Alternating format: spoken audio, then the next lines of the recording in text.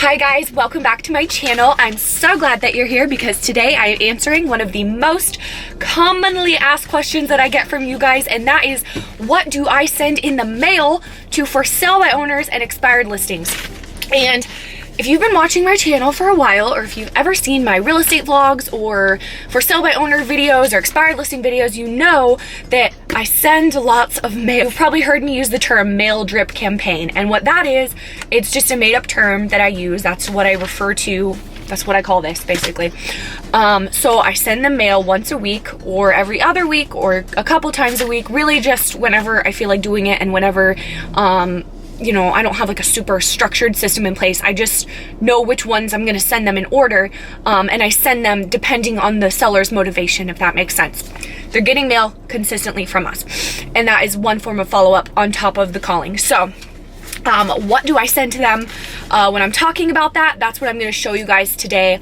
And these are also mailers that I send to not just Fsbo and expired listing leads, but I also send them to, you know, any really seller leads I get. If it's a door knocking lead, a sign call, a referral, really anyone. This is really nothing fancy. I did not take very much time making these.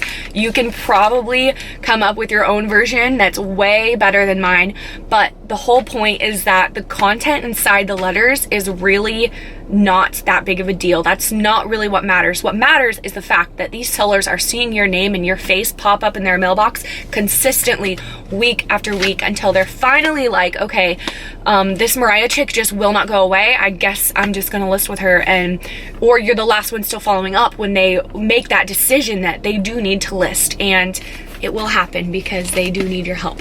So what I do is I add value and give advice before asking for anything. So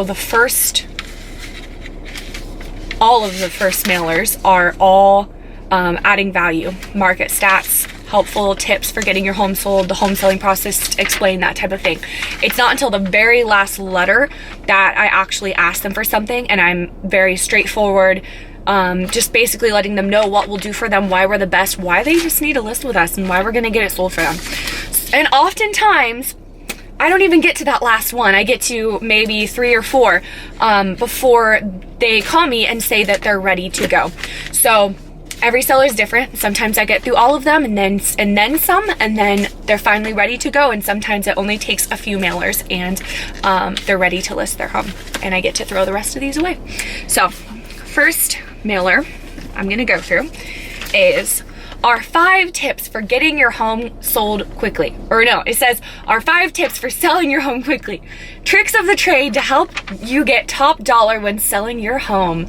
And then I literally just wrote 5 tips. And what I did to make this was go onto Google and look at a bunch of different blog posts and did research and just found tips, and also used my own knowledge in the real estate.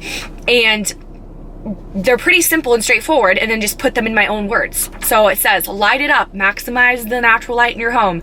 Next to location, good light is one thing that most buyers say they want in a home. That's the first tip. So that's just an example. I'm not going to read the whole thing because, like I said, you can probably come up with something better on your own.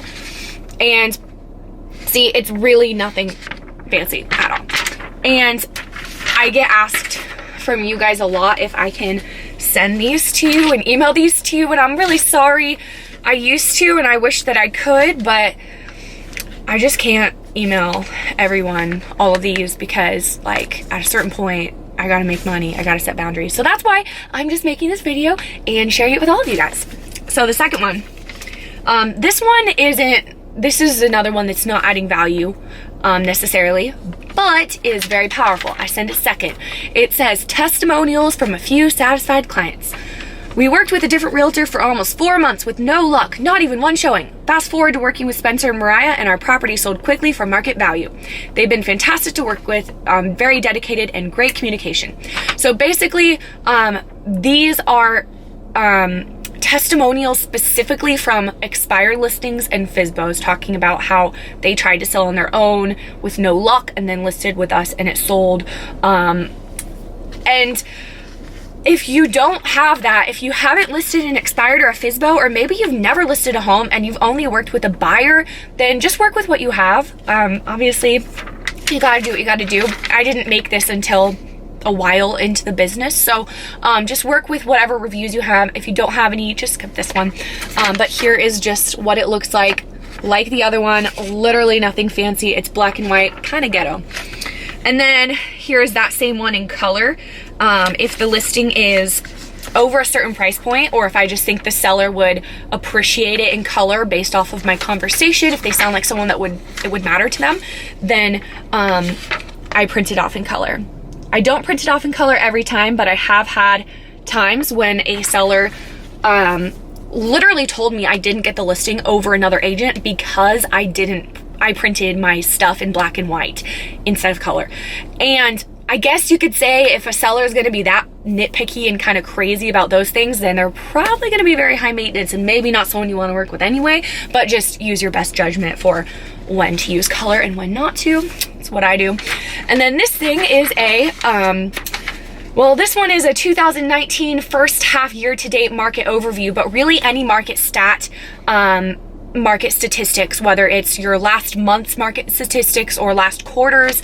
I like to include this in there. It just has the market statistics for my area, and then it is customized to us. So our office does this, another perk of being at an awesome office like Berkshire Hathaway, because I know a lot of small agencies do not do that, and you'll have to pay the service $30 or so a month to do that, which isn't that big of a deal, but it's nice to have. And then this next flyer is home selling process explained step by step. Just gives 7 simple steps on the home buying process. I literally just broke it down. Super simple. You know the home selling process. The next one is more of our no-cost tricks to sell your home faster. And then there's just 5 more tips on here for selling your home. And then the last one is, if you've been considering listing your home with a real estate professional, I'd love to ask for the opportunity to interview for the position of getting your home sold and share my in-depth marketing plan with you. When you list with us, you will get complete real estate services. I believe in accountability. If I do not say what I will do, you can fire me anytime. Your home will be listed on over 3,000 plus national and global websites, the maximum amount of exposure possible, high definition professional listing videos and photos, and much, much more. To sell your home for the highest possible price in the quickest amount of time with the least amount of hassle, call today to schedule a no hassle, no obligation, absolute no pressure consultation to see if we're the right fit for you. So that's the last one. Just has all this information. You can literally say whatever you want in there. I mean, let's be real. A lot of times you don't even get to the last one. So that was it. I hope that answered all your questions about the mail that I send. Like I said, it's really stupid simple. So now I'm going to answer a few questions sent to me by you guys. The first one is regarding the mail. Regarding sending the mail to the leads. Does that work? Have you had any success with mailing to expires or Fsbo'S? And my response is yes, it does work. Only if you're very consistent with it though. If you send 2 letters, it's not gonna work. They're just gonna forget about you. But if you send a lot and send them often, then you're gonna get stuck into their mind. And also if you aren't only sending mail, obviously you have to be calling too and stopping in and all those other good things, because the mail is just something to supplement the calls that you're making. Next question. My problem with every expired listing I see go up, the same realtors jumped on them and relisted them. Only ones I found that didn't relist with the same agent were over a year ago. And my response was, well, one thing that we do is we pull up the previous listing. So the listing that was listed before with the agent that let it expire. And we point out and circle all of the things that were not filled in. A lot of times agents don't fill in things like room dimensions, schools, just little details. There's a lot of things you can fill in that aren't necessarily required. And so we point all those out and we say, why weren't these filled in? You know, like that could be hurting you. You want to show up on every possible search that could happen in the search engine. And then we also kind of just ask questions like, why do you think your other agent didn't get it sold? And really make them think about that.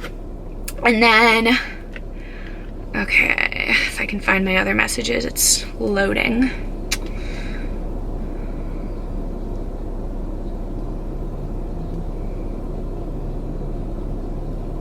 All right. Requests. Okay. Is there... Okay. Hi Mariah, hope all is well with you. I'm a new agent in Georgia and I'm a subscriber to your YouTube channel. The training classes with the brokerage company I am in,